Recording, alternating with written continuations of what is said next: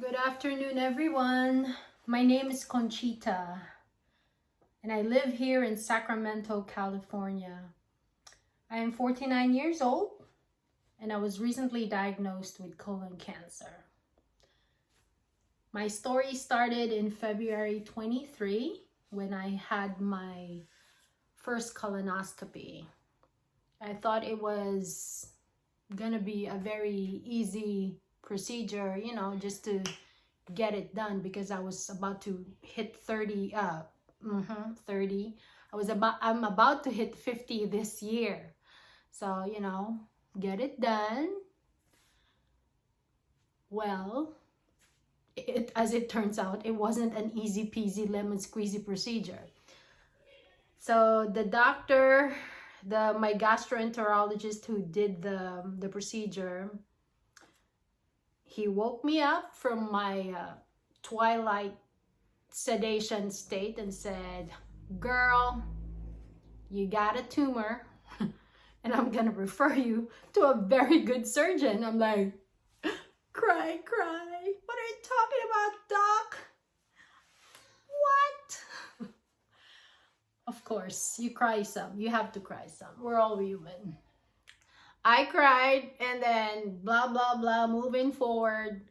March 8th, that was about 8 days ago.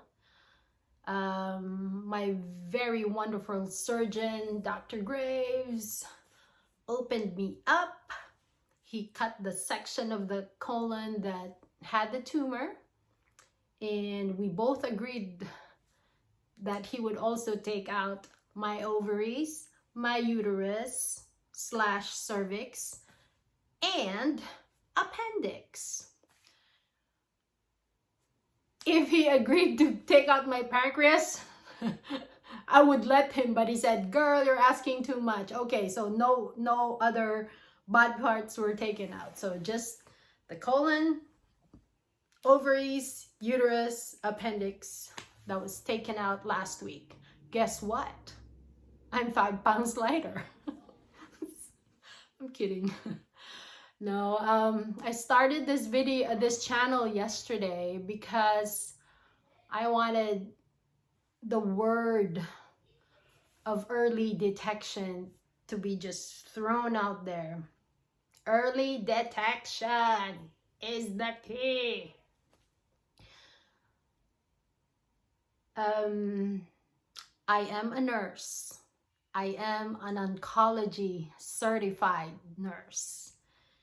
And I see cancer patients on a daily basis. It is my profession. I give chemo drugs practically every day. I call myself a drug pusher because I push drugs. And it feels very, very, I don't know, weird to be on the other side of the fence. But God has been very gracious. He has, from the moment I found out about the diagnosis, I feel like he has really taken out the fear factor from me. And that's probably why I'm here right now. I'm here to share my experience, both as a patient and as a nurse. And I do hope someone, even just one person, will benefit from my YouTube channel. Then it will be my pleasure. It will be a big blessing to me. So I am at home right now. It's day 8. I am gonna see my favorite doctor, my newest favorite doctor, Dr. Graves, because he did not take me to my grave. Joke. Oh my gosh. Anyway, I'm gonna see him later. We are going to discuss the pathology reports. I did not press, how some patients say, "I need to see the pathology report." I'm like, it's gonna come. We're gonna discuss about the results later in probably an hour and a half. I'll be sitting down face to face with him, and we'll see what the next step is. So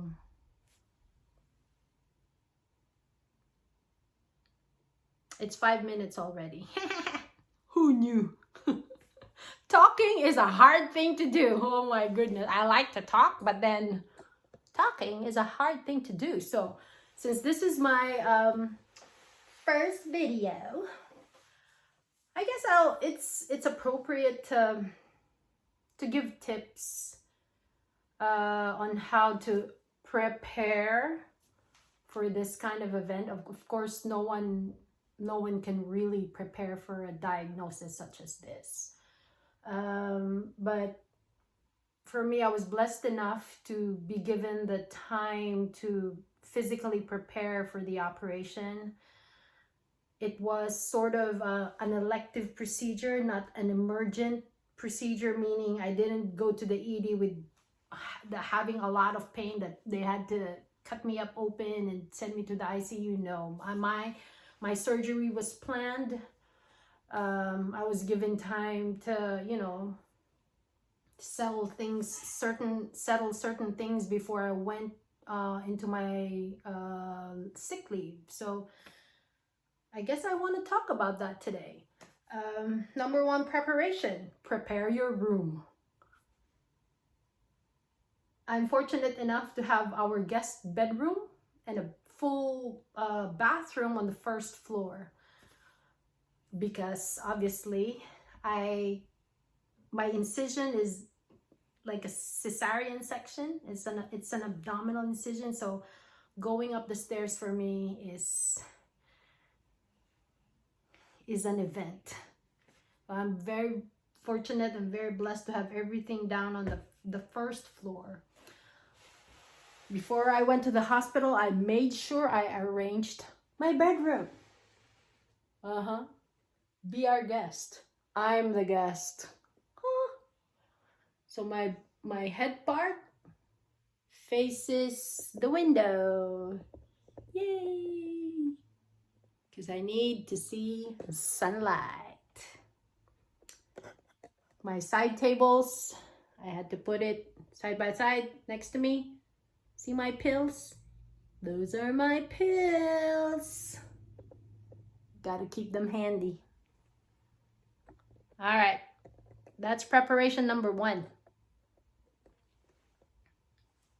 Especially if you're a mom, and I live in a household where there are 3 boys and a girl and 2 girls. One is me and one is a lady dog. Our little dog Cheeky. So for the moms out there, a lot of stuff fall on you as a cook, as someone that holds the house together. And when that day comes when you are not able to do those things, it's time to delegate certain things. So my boys are learning. They need to cook, they need to clean, they need to do groceries. Anyway, so I also was able to, if you are working,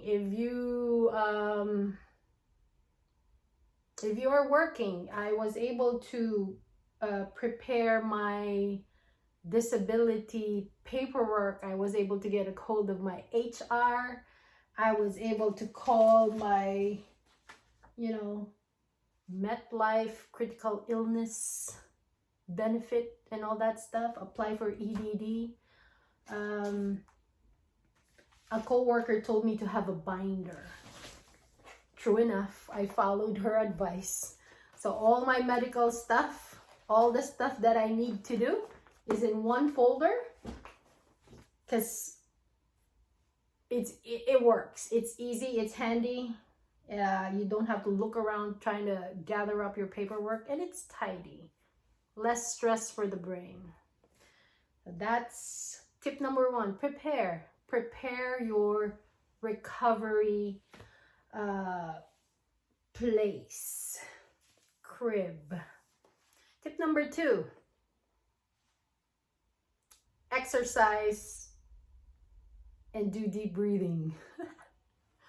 It's hard for me right now to really walk because every time you have an abdominal incision, walking is not, it's a very hard task to do. Laughing is a hard task to do when you have an abdominal incision. Oh my goodness.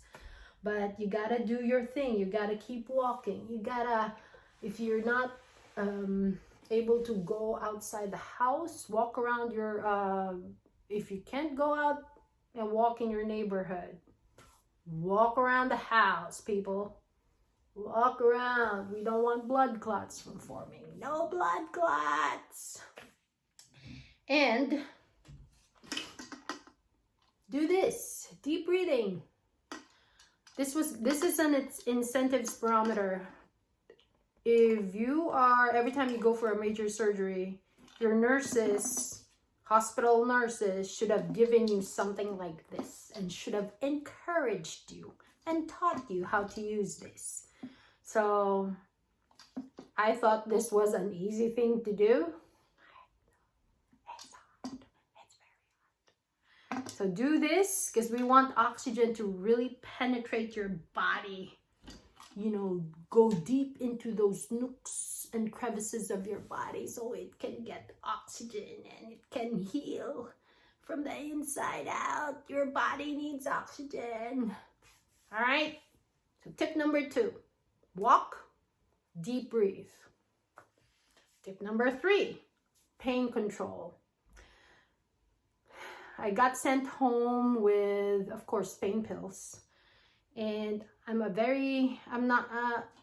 lightweight when it comes to pain pills. I cannot take Advil because I'm allergic. Ibuprofen, I'm allergic to that. So my go-to drug is Tylenol.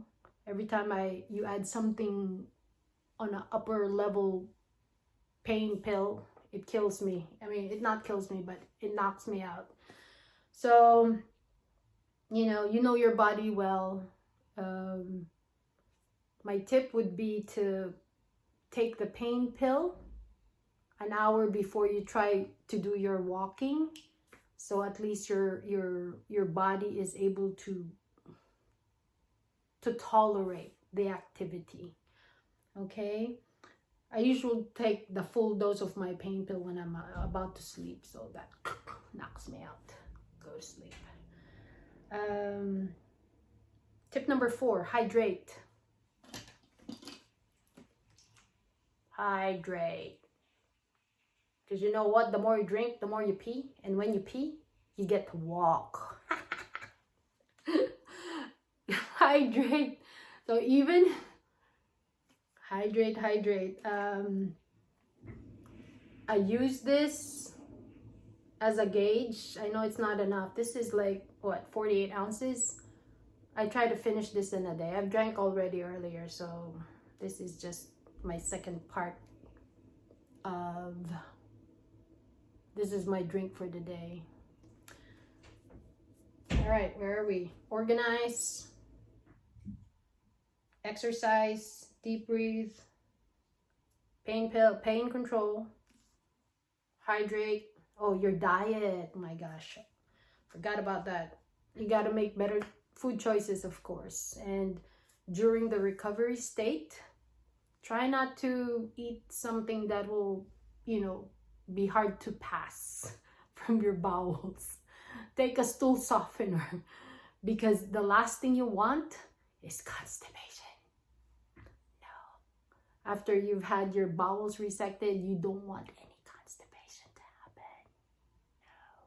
Your pain pills can make you constipated. So the more you take pain pills, the more likely you get constipated. So take a stool softener, a laxative, and make better food choices.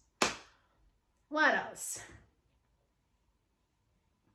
Lastly, emotional support. Yeah, this is the part where, it's really important that you get all the help that you can get. here in Sacramento, I have a few friends, but we barely see each other, unfortunately, because I work a lot. Anyway, and that's the one thing that I'm glad I was able to. I wasn't ashamed to reach out and say what my condition was, and I was just blessed to hear the outpouring of support from all over the world. So thank you to my family and friends. Thank you for cheering me on. And thank you for your prayers. Thank you for keeping me in your thoughts and your prayers. Anyways, so this is the beginning of my adventures. Hope you stick around. And please do tell your family and friends if they have symptoms, if they have a mole that's looks crazy and suspicious, if they have a lump in their breast that needs to be mammogrammed. Don't delay. That's the message. Don't delay. Don't be afraid. Don't let fear get the better of you. Dang it. Don't let the fear get the better of you. Whew. All right. That's enough, because this is now 16 minutes and 38 seconds. My goodness. That's long for you to be looking at my face. Anyway, so this is my room again. Woohoo! See my little seahorse. That's the outside of my house. And of course, most importantly, this is the reason why I had to turn my bed so I can look at this. Mightier than the sea is God's love for me. He loves you too. God bless you all. Thank you.